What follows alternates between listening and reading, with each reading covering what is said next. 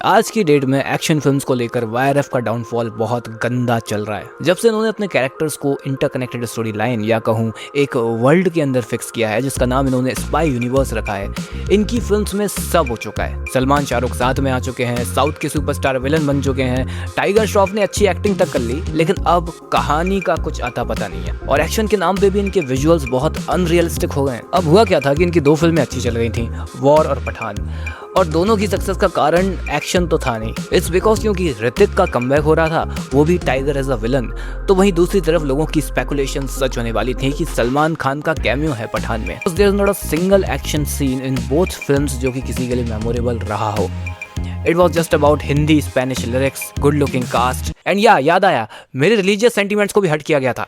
एक तो सालों ने अभी तक बिकनी का कलर नहीं बदला है, बुलडोजर चलवा दूं क्या मन्नत पर। जब फिल्म में बिकने वाली बात बिकनी हो तो उसको क्यों ना निचोड़ा जाए। तो बस एक ही टेम्पलेट पर इनकी हर पिक्चर बनती है। अब कलर ग्रेडिंग इतनी ब्राइट होती है जैसे थम्स अप या स्प्राइट का ऐड चल रहा हो। आधा स्क्रीन टाइम तो गानों और थ्रस्ट स्टेप्स में निकल जाता है। एक्शन भी तो 4x4 के कमरे में शूट करते हैं ये लोग। एनवायरनमेंट के साथ कोई कोऑर्डिनेशन ही नहीं फील होता। अब इन सब के बाद ये कहना गलत नहीं होगा कि वाईआरएफ को एक्शन फिल्म्स बनानी बंद कर देनी चाहिए। रिसेंटली अल्फा मूवी रिलीज हुई है, जिसे देखकर एक बात तो साफ साफ समझ आती है कि वाईआरएफ ने अपने क्रिटिसिज्म को कुछ खास सीरियसली नहीं लिया है, because they are repeating a lot of mistakes. पहली बात तो राइटर पर फिर से पैसे नहीं खर्च किए गए, उल्टा राइटर अपने घर में से ही उठा लाया कि छोटा भाई घर में पड़ा टाइम खराब कर रहा है, ऐसे बढ़िया दुकान पे बढ़वा देता हूँ, थोड़ा काम ही सीख लेगा। अल्फा का टीजर और ट्रेलर दोनों देखकर ही कोई भी एंटिसिपेशन फील नहीं हुई, अदर देन कि बॉलीवुड में पहली बार एक हाई बजट एक्शन थ्रिलर बन रहा है जिसका मेन कैरेक्टर फीमेल है। There is no redeeming quality about this film. मतलब देखा जाए तो सब कुछ है इस फिल्म में, लेकिन फिर भी कुछ नहीं है। अब उसके कई सारे कारण हो सकते हैं जो कि एक एब्स्ट्रैक्ट कंक्लूजन क्रिएट करते हैं कि वाईआरएफ को एक्शन मूवीज बनानी बंद कर देनी चाहिए। और खराब प्रोडक्शन क्वालिटी उनकी एक इकलौती गलती नहीं है, ये रीजन तो सभी ढूंढ कर निकाल रहे हैं। उसके और भी बहुत सारे कारण हैं, जैसे कि आइडेंटिटी क्राइसिस।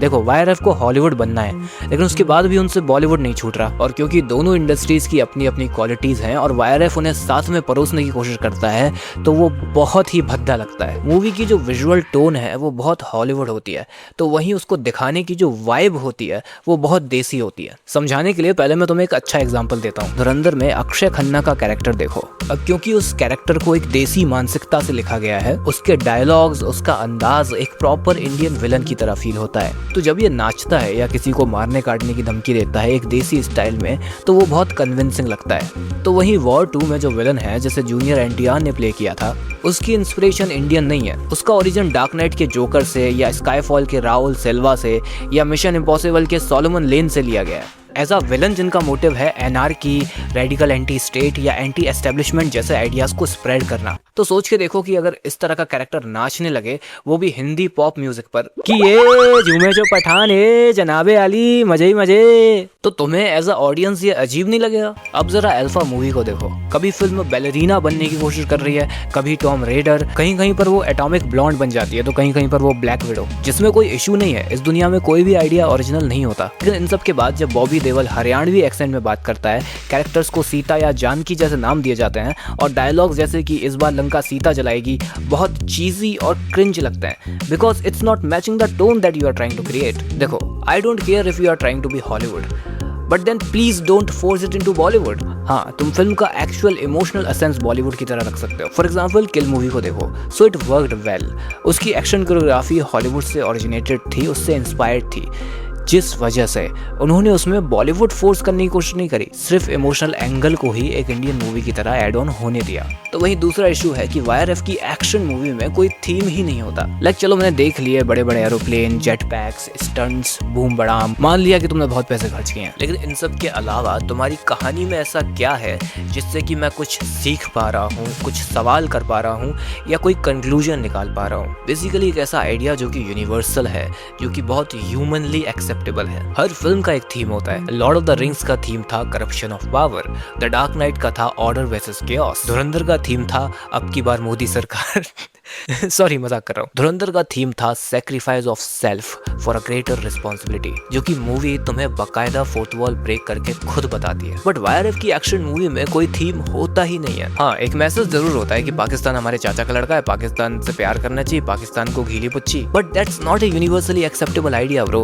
अगर तुम्हें तुम्हारा थीम है that humanity is above than everything else, तो उसको दर्शाओ भी उस तरह से that at the end of the day we all are humans. लेकिन नहीं, तुम्हें इंडिया वर्सेस पाकिस्तान करना है और फिर पाकिस्तान को गीली पच्ची भी देनी है। जब कोई थीम होता है तो पिक्चर बंधी हुई फील होती है कि इतना सेटअप किया जा रहा है ताकि हम सभी कोई सवाल कर सके हमारी दुनिया से। और ये मैं कोई सिनेफाइल वाली बात नहीं कर रहा हूँ, बड़ी से बड़ी मसाला फिल्म में भी तुम्हें कोई थीम मिल जाएगा। गोलमाल 3 का भी थीम था that family is not defined by blood but by love, acceptance and togetherness. हे भगवान, क्या दिन आ गए वायरएफ के, गोलमाल का एग्जांपल देना पड़ रहा है। अब अल्फा मूवी का भी मुझे कोई थीम नजर नहीं आया। What exactly are you trying to convey? अरे मैं तो कहता हूँ पैट्रियार्की इस बैड वाले थीम को भी अगर ये लोग डाल देते तो भले ही थोड़ा क्लीशे हो जाता, लेकिन कम से कम स्टोरी का कोई ग्रेटर गोल तो फील होता। लेकिन नहीं, कहानी में एक्शन होने वाला है, ये उनका पहला इंटेंट होता है। फिर इनको याद आता है अरे कोई मैसेज भी तो डालना चाहिए, फिर बस ये लोग पेल देते हैं कि अरे पाकिस्तानी तो हमारे मामा के बच्चे हैं ऑल दैट। तीसरी दिक्कत है कि इनकी प्रायोरिटीज ही क्लियर नहीं है। अगर तुम एक स्पाई के ऊपर मूवी बना रहे हो तो तुम्हारी सबसे पहली प्रायोरिटी ये होनी चाहिए कि तुम कहानी की डेप्थ को समझो। ठीक है, अगर एक रॉ एजेंट किसी और कंट्री में है तो इंटरनली उसके अंदर क्या सिचुएशन चल रही होगी, किस फीलिंग से वो गुजर रहा होगा, उसको एक्सप्लोर करो। धुरंधर did the same and it genuinely feels like a spy movie. But wire if spy universe be like, क्या कहा, हिंदुस्तान खतरे में है? ये तो बहुत टेंशन वाली बात है। कोई बात नहीं, किसी फॉरेन कंट्री में मेरा आइटम नंबर देखोगे? हाँ, अब बिकनी चाहिए, बिकनी दिखाऊं तुम्हें? उन्हें बेसिकली एक तरीका मिल जाता है फॉरेन को सेक्सुअलाइज करने का, बाकी मूवीज की तरह इस स्पाई वाले आइडियाज से। अब एक एक्सटेंड तक तो फिर भी ठीक है, समझते हैं कि ऑडियंस को एंटरटेनमेंट चाहिए। मिशन इम्पॉसिबल में भी ये होता है, लेकिन कम से कम जब मिशन करने की बात आती है तो स्टेक्स तुम्हें तुम्हारे इंटेस्टाइन तक फील होते हैं कि अगर इसे सक्सेसफुली नहीं किया तो कितना बड़ा इशू हो सकता है। लेकिन यहाँ तो they don't even take it seriously. Like चलो ठीक है, माना कि इंडियन मूवी है, ऐसा होता है, लेकिन थोड़ा तो एफर्ट एक्चुअल प्लॉट पर डालो। इनकी अगली दिक्कत है कि अपने स्पेक्टिकल को बहुत ही बड़ा बनाना चाहते हैं। अब एक्शन मूवीज का मतलब बड़े sets, foreign location, six pack abs, boom बड़ाम या होलोग्राम वाली इमेजेस नहीं होता। ये बात कौन समझाएगा इनको? अरे छोटे से चौल में भी तुम एक एक्शन मूवी बना सकते हो, बिकॉज एक्शन का मतलब एक्शन होता है। लेकिन नहीं, बिना बात के विदेश पहुंच जाएंगे, कोई रीज़न ही नहीं है, ऐसे ही पहुंच गए बस हुड़दंगी मचाने। अब इनकी जो सबसे बड़ी इंस्पिरेशन है वो मिशन इम्पॉसिबल से आती है। जानता हूँ उसमें भी कैरेक्टर फॉरेन लोकेशन विजिट करता है, क्योंकि रीज़न है, उसका एक्शन स्टंट ड्रिवन है। कैरेक्टर का असेंस ही यही है कि वो ऐसी सिचुएशन में फंस जाएगा जहां उसे स्टंट्स करने पड़ेंगे। Mission impossible fight driven movies नहीं है। दैट्स वाई दुबई जाने की ज़रूरत पड़ती है, क्योंकि वो लिटरली बुर्ज खलीफा पे चढ़ने वाला है। बट वायरएफ वाले फाइट ड्रिवन मूवी बना रहे हैं, मार धाड़ वाली, तो सीजीआई जनरेटेड सेट्स या फॉरेन लोकेशन में खर्चा क्यों करना है? तुम प्रैक्टिकल लोकेशन पर भी अच्छी मूवी दे सकते हो। Extraction, Old Boy, Atomic Blonde, Jason Bourne, इन सारी मूवीज में कितने छोटे स्पेसेस में कमाल के फाइट सीन्स शूट किए गए and they are known as some of the best action movies of all time. But YRF को कितना बूम बड़ाम करवाना होता है, कोई भी एक्शन प्रैक्टिकल लोकेशन पर शूट नहीं होता। और सीजीआई में भी बहुत ही जेनरिक, खाली से स्पेस वाले हरे कलर के बंकर, जिनमें बहुत सी ऐसी चीजें रखी होती हैं जो कोई सेंस ही नहीं बनाती। देखो, ओवरऑल तो मैं सिर्फ यही कहूंगा कि वायरएफ की एक्शन मूवी में सिर्फ एग्जीक्यूशन में ही कमी रह जाती है, क्योंकि कॉन्सेप्ट ऊपर से तो काफी सही लगता है। यही सेम इशू अल्फा के साथ भी हुआ है, क्योंकि वायरएफ ने सेम गलतियां दोबारा रिपीट करी। इस मूवी में भी कोई ओरिजिनल आइडेंटिटी नहीं दिखी, थीम मिसिंग था, इनकी प्रायोरिटीज ही अननोन थी, और इन सब के बाद इन्होंने अपना स्पेक्टिकल बहुत ओवर द टॉप सोचा। देखो, धुरंधर अगर फीमेल लीड फिल्म होती, मैं तो कहता हूँ उसके सारे कैरेक्टर अगर औरत ही होते तब भी वो उतनी ही चलती, क्योंकि उनका एग्जीक्यूशन कमाल का था और वायरएफ ने अभी तक एग्जीक्यूशन करना सीखा ही नहीं। इन सब के बाद मुझे तो बस एक ही बात समझ आती है कि वायरएफ को एक्शन फिल्म्स बनानी बंद कर देनी चाहिए।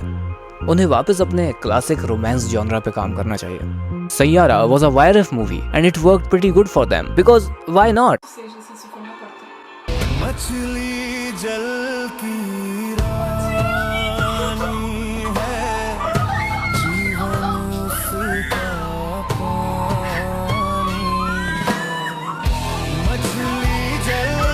बाकी अल्फा के बाद स्पाई यूनिवर्स का अंत हो जाता है, क्योंकि इस मामले में इंडियन फिल्मों के प्रोडक्शन हाउसेस बहुत ज़्यादा समझदार हैं।